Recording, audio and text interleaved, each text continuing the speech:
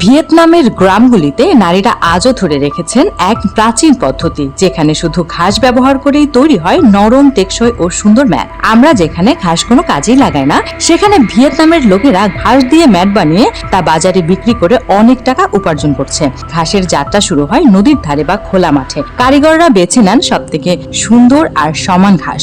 ঘাস কেটে নেওয়ার পর তার রোদে ঝুলিয়ে শুকানো হয়। শুকানোর কারণে ঘাসের আর্দ্রতা চলে যায় এবং বুননের জন্য শক্ত ও টেকসই হয়ে যায়। শুকানোর পর কারিগররা হাতে ধরে ঘাস বাছাই করেন, ছোট দুর্বল অংশ বাদ দেওয়া হয়। এই কাজটি খুবই গুরুত্বপূর্ণ, তাই এই কাজটি খুবই ধীরে ধীরে করতে হয়। বাকি অংশগুলো সমান দৈর্ঘ্যে ছেটে মসৃণ ও কোমল করা হয়। তারপর লুম সাজানো হয়, দুটি কাঠের রডে অনুভূমিক দড়ি টানা হয়। ঘাসের ফাইবারকে ওয়েবড হিসাবে ব্যবহার করা হয়। দুইজন দক্ষ কারিগর একসাথে কাজ করেন। একজন লুমে হেলথ নিয়ন্ত্রণ করছেন, ঘাসের সঠিক অবস্থান ঠিক রাখছেন, অপরদিকে অন্যজন বুননের কাঠি দিয়ে ঘাস ঢুকাচ্ছেন।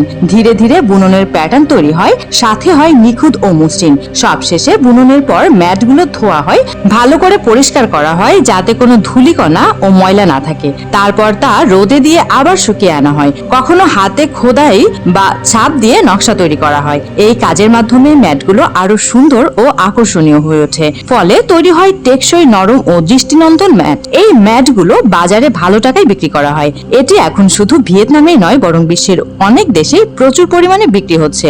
এই ঘাস থেকে ম্যাট পর্যন্ত পুরো প্রক্রিয়া একেবারে চোখে দেখার মতো। এটি কেবল বস্তু নয়, এবং ভিয়েতনামের পুরো গ্রামের মানুষের শ্রম, সৃজনশীলতা এবং সংস্কৃতির এক প্রকাশ। প্রতিটি ম্যাটের ভেতর লুকিয়ে আছে হাজার হাজার বছরের ঐতিহ্য, কারিগরের দক্ষ হাতের ছোঁয়া এবং প্রকৃতির সৌন্দর্য।